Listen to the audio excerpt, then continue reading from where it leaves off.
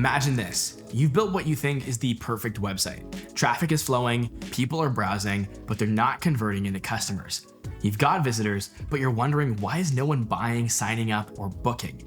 What's going on? Chances are your website is silently working against you in ways that you haven't even considered. Today, I'm going to take you through 5 psychological conversion killers that might be sabotaging your business. And you're going to want to stick around till the end because the last one is a critical mistake that I see so many businesses making today. Something that many businesses do because they actually think it's a good thing, even though the research says otherwise. You're about to learn 5 proven psychological principles that explain exactly why people take action or don't. Just one can make a huge difference, but if you stack all 5, well, now you're blasting off. All right, let's get started. Here's a counterintuitive truth. More choices often lead to fewer decisions. Let's start with a real-world example. A grocery store actually ran an experiment. One day they offered 24 types of jam for customers to sample, and the next day they offered just 6. Can you guess which day led to more sales? I think we both know that it's the day they offered fewer choices. Why? Because when people are overwhelmed by options, they freeze. They avoid making a decision altogether because it feels like way too much work.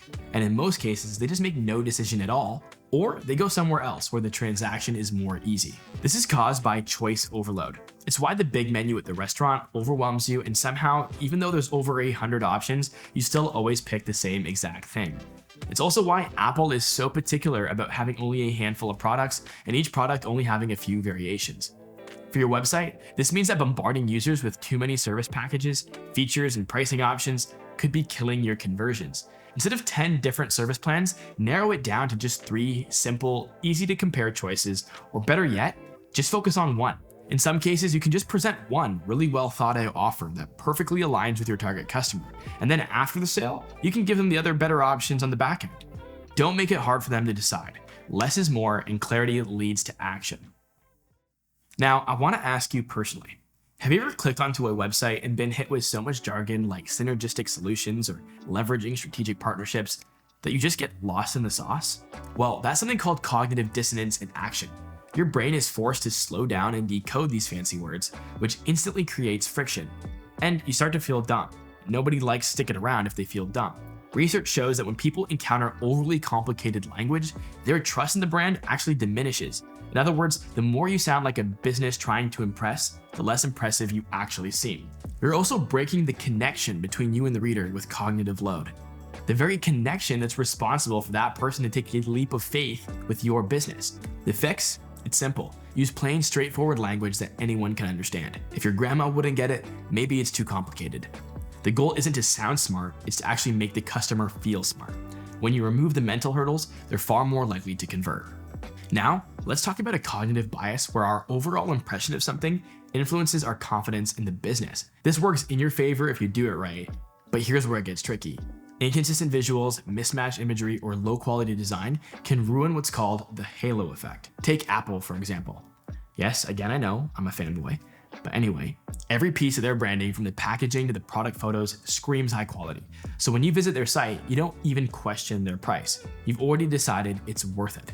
Now, flip that. If your website is rocking pixelated images or stock images or generic visuals, people are going to subconsciously question everything about your business, even if the design quality or imagery has nothing to do with the service you offer. Your prospects are wondering, does this business even care about quality? And you may think, it's just one random thing, crappy stock photo on some random page.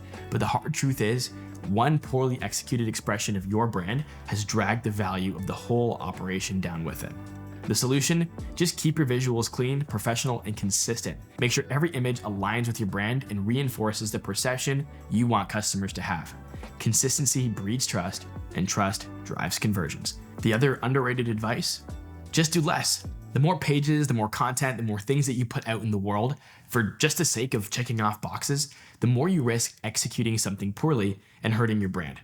This is your excuse to cut your list in half and focus on doing the most important things well. Have you ever noticed how leaving something unfinished drives you mad, like there's a hook in your head? Well, that's the Zeigarnik Effect in action. People remember uncompleted tasks more than completed ones. This is exactly why progress bars and multi-step forms work so well. In fact, I've been using the Zeigarnik Effect throughout this entire video. Just take a look at the progress bar that's been highlighting our progress as we move along. it motivates you to complete the video by creating a reward-like response to progress. And it gives you a clear destination. Now you're definitely going to stick around for number 5 because you're so close, and it's possibly the most surprising of them all. For your website, break down long forms or processes into smaller digestible steps. If you have a complicated booking process, show users a progress indicator so they know how close they are to finishing. It makes them more likely to complete the task. Another way us service providers can use this effect is by making the process of doing the service with you as vivid as you can for your prospects. They should feel like they're already in step 1, and the next steps are all as clear as you can possibly make them. Now, for number 5, we need to talk about social proof. Here's something that most people don't realize. While trust badges and social proof are all great, overdoing them can actually backfire. You've seen those websites that are just plastered with testimonials, sliders, security badges, certification icons, all in one page. And it's a case of just trying too hard. When you overload users with too much proof, it can kind of feel like desperation. They start actually questioning why you need to convince them so much. It's like when a car salesman won't stop talking about how reliable the car is, and you start wondering, like, is there something actually wrong with this car? So here's the fix. Be selective. Use trust badges and social proof strategically in key spots near your CTAs or in your checkout, and you don't need to scream, "Trust me," at every turn. You want it to happen naturally. From what I've seen, you're much better off having a variety of social proof instead of just spamming any one type. A few logos of big clients, some written or some video testimonials, and your 5-star rating, and a select few certifications sprinkled throughout the homepage is the best way to go. Your customers shouldn't ever think, "Damn, that's a lot of social proof." If they are, you weren't selective enough, and now they're thinking with their head instead of just feeling a sense of trust organically with their heart. There you go, 5 psychological conversion killers that can be quietly sabotaging your sales. Fix these and you'll be setting yourself up for more conversions, more sales, and more engagement. Now, here are your action steps. Go through your website this week and look for these subtle killers. Are you giving your users too many choices? Is there language that's tripping them up? How consistent are your visuals throughout your funnel? And are you using trust signals and progress indicators the right way? If this video is helpful, hit the like button and subscribe for more insights, and maybe share it with a friend that needs a conversion boost. Thanks for watching, and remember, growing your business doesn't have to be rocket science. Till next time, guys.